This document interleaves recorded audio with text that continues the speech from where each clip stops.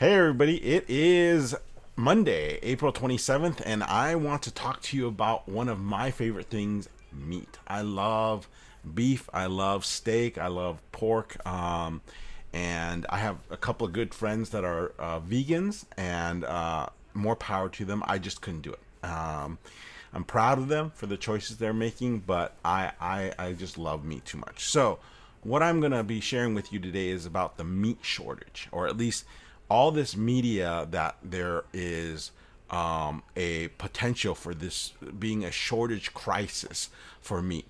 Tyson, one of the largest companies in this industry, is quoted as saying the food supply chain is breaking. So, is that true? Well, first of all, let's take a look at what has changed. Now, we know Americans have shifted their way of shopping. So, traffic to grocery stores is up 300%. Grocery store sales reached the highest level in history in the week of March 15th, with sales being 62% higher than in the same week last year. And a lot of staple products are being bought, like bread and eggs and beans and meat and stuff like that. But you have to know, it's not just the staples. Everything is being bought at a higher rate. For instance, nail polish remover sales are up 60%. And grocery stores have to order more from their suppliers, driving up prices. The wholesale price of a dozen eggs, for instance, went from 90 cents at the beginning of the year to recently $3. So, if people are buying all this, are we running out of food? No, not true. There are plenty of pigs, cattle, chickens, all the above. We are actually on pace to produce more beef than we have in recorded history. So, is what they're reporting a lie? Well, not quite that either, because before you can eat a sausage or a burger or whatever meat, you have to know that someone needs to be the one to slaughter the animal, to cut it up and get it on a shelf. This is where the bottleneck is. There are so many other, there are only so many loading docks that are available coming out of a distribution center, and the system is not designed for everyone to buy everything at once.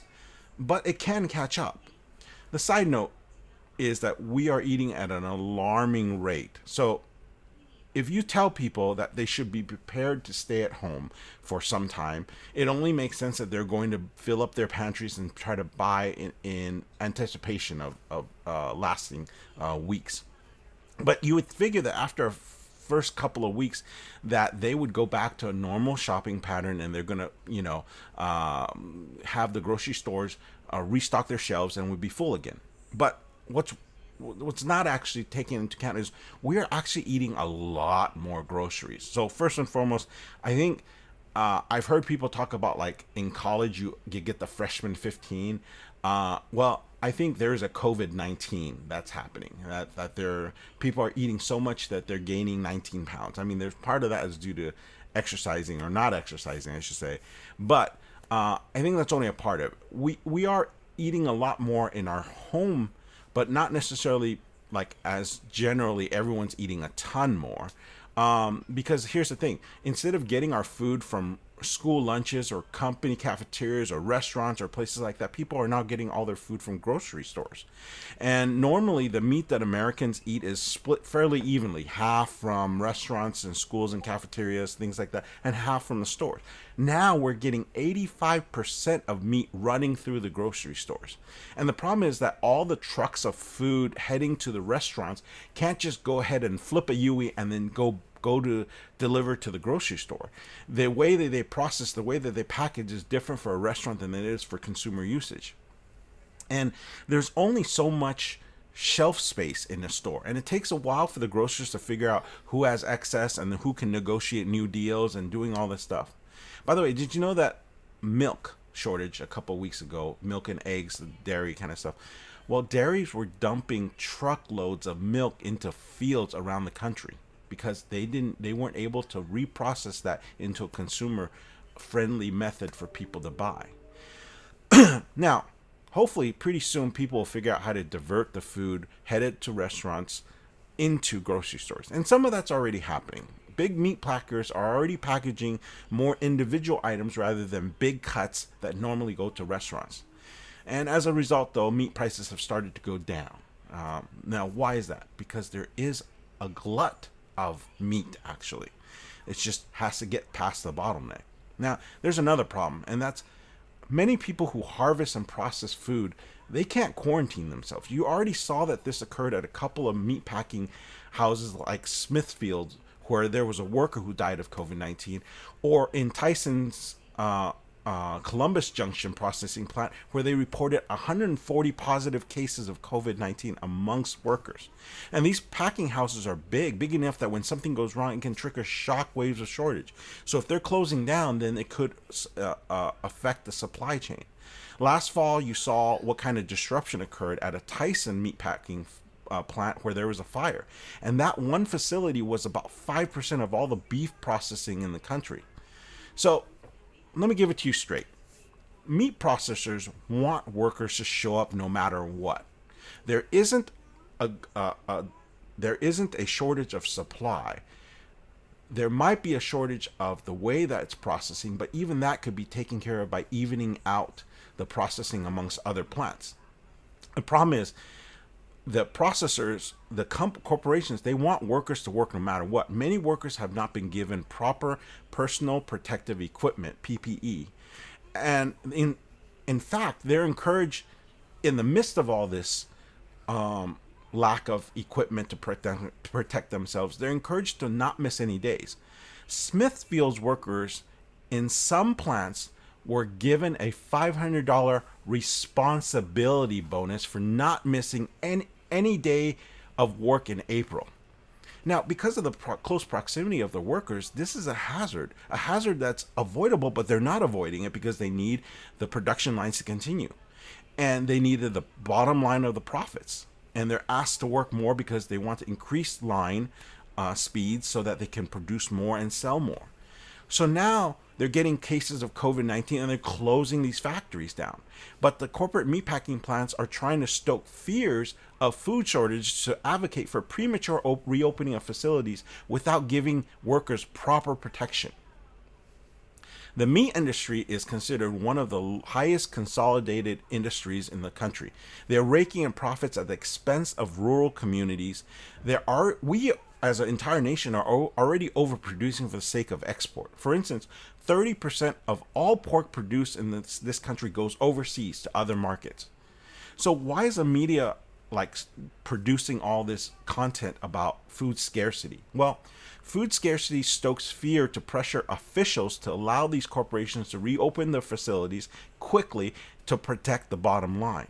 See, COVID-19 related slowdown in most markets has crashed demand and overwhelmed the cold storage of meat. There is plenty of meat out there, folks. But these giant multinational corporations can't have factories shut down or else their profits will take a dive. So what do we do about it? Are we kind of doomed? Are we not doomed? We're not doomed if we're smart about it. One, food processing companies need to diversify their production to many smaller plants instead of one large plant. Now, it cuts in their profits a little bit, but it helps to increase the possibility that they can continue production without disruption from things like COVID-19. If a worker gets COVID-19, they have to shut down the factories because they have to test all the workers. And the problem is, if they have to shut down a large factory, the many days, many weeks, many months, whatever that it's shut down, all that production goes to waste. But if they diversify and they're able to shut down one small plant amongst a dozen plants, now the production can continue without too much disruption because they can up the amount of production per factory that's there. Two, we need to be more concerned about the economic slowdown for families as opposed to these meat companies. COVID-19 definitely is a health crisis, but it could also lead to a food security crisis. If proper measures are not taken, the number of desperately poor people, those living on less than $1.90 a day, could increase to around 750 million people in the world. And if the pandemic continues to shut things down, especially if it shuts down international trade, that could rise an additional 2 to 3%. What this means is families who are living in a poverty state cannot even afford to buy meat, cannot even afford to buy any other groceries. And that's a bigger problem than meat shortages around. So let's keep our focus on the right thing. And the third thing is, don't panic buy. As a general rule, Americans already tend to produce a lot of food waste. Estimates are like 30 to 40% of food that is grown ends up going to waste. And a lot of that happens in your own refrigerators, where we buy produce and let it wilt and rot. By the way, toilet paper. So I know a lot of you have heard about like the toilet paper buying fiasco and all that stuff, hoarding. Well, Georgia Pacific, one of the largest manufacturers of toilet paper, estimates that people staying at home full time would need to buy an additional 40% more toilet paper. So is the buying necessary? Yes, I think to some degree the buying is necessary. But you have to understand, it's the same issue with the supply chains for the food industry as the toilet papers. They're just not cut out to go consumer grade, because they have a split between toilet paper that's rolled into larger rolls for industrial usage and smaller rolls for consumer usage. And the toilet paper in public restrooms use those giant rolls, whereas in homes you use kind of the smaller rolls. And they can't just sell those larger rolls to people at home. You know, they have to reproduce them in a way that's consumable for people at home. So we're not running out of things. There's not a supply deficit. There's actually a glut of produce and stuff available to us. What we're seeing is that there's politically driven and greed driven motivations for some of these news. And that's a pondering I have for you, is this.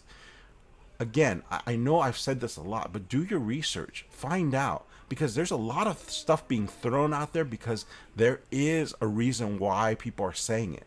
For instance, there's this whole thing about like whether or not vaccines can come out. And look, again, I'm not an anti-vaxxer. I believe in vaccines. I've given not me personally, but I've allowed doctors to give my son vaccines. But there's a difference between going, hey, I can see the benefits of vaccines versus what's actually coming down the pike. Where you have people like Bill Gates with Anthony Fauci coming together, having corporations built that really are all about producing these vaccines that could stand to make billions of dollars if we allow them to continue down this line of everything needs to shut down until we get the vaccines. Because then all of these things will have to go through companies like them. So there's like a real legitimate reason why they're pushing for that you might want to think twice about supporting anything that they do in that regard. Now, I'm not saying it's wrong. I'm not saying what they're doing is evil to produce vaccines. I'm saying the media surrounding it, the hype surrounding it, the fear surrounding it, you need to check that, whether or not there's a true need for that fear or not. Look, our curve has flattened. We are on a linear pace right now. There's so many places around our country where our hospitals are basically like empty, and nurses and doctors are like having nothing to do. Nurses are being laid off. That's happening in California here. So check the hype out. All right. Don't be fooled. Don't be fooled into things that you shouldn't be fooled into. Thanks for tuning in, and I will see you next time. Bye-bye.